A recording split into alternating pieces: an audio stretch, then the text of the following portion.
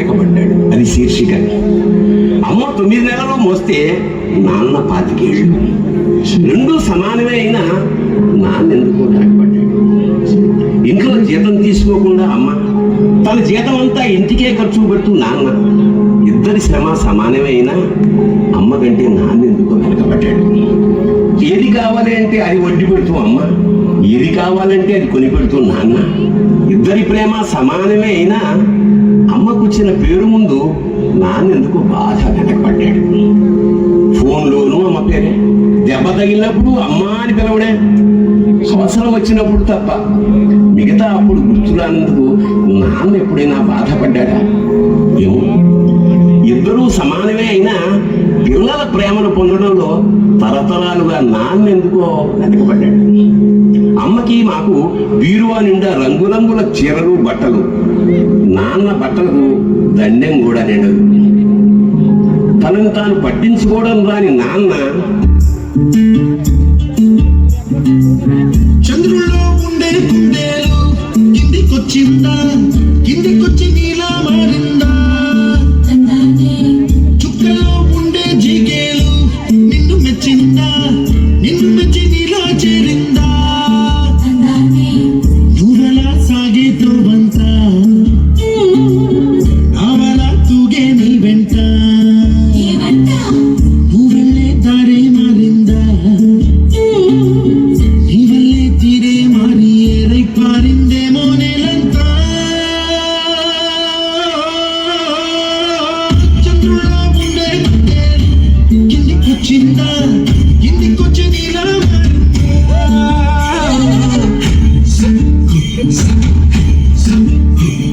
రెండు సార్లు heart stroke వచ్చింది. ఇంకోసారి వచ్చిందంటే బ్రతకడం కష్టం. నీకు చాలా సార్లు చెప్పాను నువ్వు ఎక్కువ పని చేయకుండా రెస్ట్ తీసుకో అని, కానీ నువ్వు కూతురు కూతురు ఆనందం అని చెప్పి నీ ఆరోగ్యం పాడు చేసుకుంటున్నావు. ఇలా అయితే బ్రతకడం కష్టమయ్యా. నా కూతురి ఆనందం కంటే నాకేది ముఖ్యం కాదు. తనని ఆనందంగా ఉంచడంలోనే నేను ఆనందంగా ఉంటాను. నాన్న త్వరగా రా నాన్న, నాకు బాగా ఆకలిస్తుంది, తొందరగా ఇంటికి వెళ్ళిపోదాం. మరేం పర్లేదు డాక్టర్, నేను చూసుకుంటాను.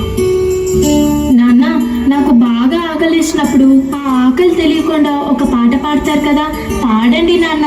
గుమ్మడి గుమ్మడి ఆడిందంటే అమ్మాడి, డాడీ ఊపిరిలో మురిసే కూచిపూడి, చిందాడి చిందాడి తుళ్ళిందంటే చిన్నారి, మగ్గు చూపుల్లో చూడు ఇంతకేడి. నాన్న, కాళ్ళు నొప్పి వస్తున్నాయి నాన్న. వద్దంటే వినదే పగలంతా ఆడి పాడి, ముద్దైన తినదే పరిగెత్తే పైడి లేడి, చిలకల్లే చెవిలో ఎన్నో సునాడి, పట్టుదే పన్నెండైనా చెయ్యాలి. గుమ్మాడి గుమ్మాడి ఆడిందంటే అమ్మాడి, డాడీ ఊపిరిలో మురిసే కూచిపూడి. ఏ చంద్రయ్య, చంద్రయ్య, ఎక్కడయ్యా నా అద్దె డబ్బులు? 6 నెలల నుండి అడుగుతున్నాను, ఈ రోజుకి ఇంకా ఇవ్వలేదు. ఇలా అయితే ఉండొద్దయ్యా. నా ఇల్లు ఇప్పుడే ఈ క్షణమే ఖాళీ చేసి వెళ్ళిపోండి. అయ్యా, కొంచెం చిన్నగా మాట్లాడండి అయ్యా. లోపల నా కూతురు నిద్రపోతుంది, వినదంటే బాధపడుతుంది. ఎలాగైనా 2 రోజులు మీ డబ్బులు కట్టేస్తానయ్యా. ఏంటి చిన్నగా మాట్లాడాలా? అద్దె కట్టడం చేత కాదు కానీ కూతురు ముందు పరువు కావాల్సి వచ్చిందా?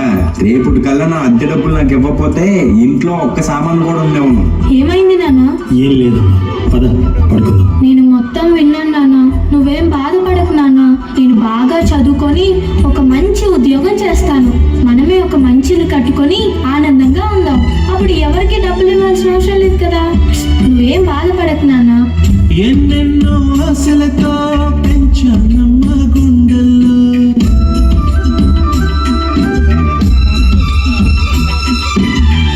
ఎన్నెన్నో ఆశలతో పెంచానమ్మ గుండెల్లో, నువ్వే నా కలలన్నీ పెంచలే నీ కన్నుల్లో.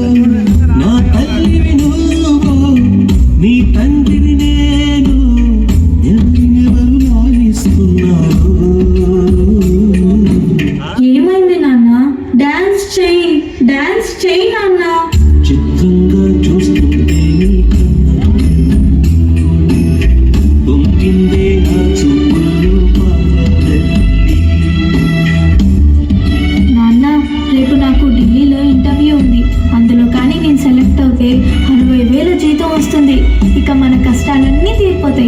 హ్యాపీగా బ్రతికేయచ్చు. నీ ప్రశ్నలు నీవి ఎవ్వరో బదులెవ్వరుగా. జాగ్రత్తమ్మా, నీకోసం ఎదురు చూస్తూ ఉంటాను. త్వరగా వచ్చేవా? ఖచ్చితంగా ఆ జాబ్ ని సంపాదించే వస్తా. ఏ గాలో నిన్ను తరుముతుంటే అల్లరిగా. మరి నేను వెళ్ళొస్తాను నాన్న, నువ్వు జాగ్రత్తగా ఉండు. ఆగాలో లేదు తెలియదంటే చెల్లదుగా. ఈ జాబ్ నాకు చాలా అవసరం. మా నాన్న నా కోసం ఎంతో కష్టపడ్డాడు. మా నాన్నని హ్యాపీగా ఉంచాలంటే ఈ జాబ్ నాకు రావాలి. బతుకంటే పడి చదువా అనుకుంటే అతి సులువా. నా బంగారు తల్లి, నేను పని చేయట్లేదు, డబ్బులకి ఇబ్బంది పడుతున్నా అని తాను జాబ్ చేస్తా అని ఇంటర్వ్యూకి వెళ్ళింది. సర్లే, నేను ఇంకా ఎన్ని రోజులు బ్రతుకుతానో కూడా తెలియదు. తనకి జాబ్ వస్తే తనే హ్యాపీగా ఉంటుంది. నా పాపకి జాబ్ వస్తుంది, దేవుడు ఉన్నాడు, జాబ్ ఖచ్చితంగా వస్తుంది.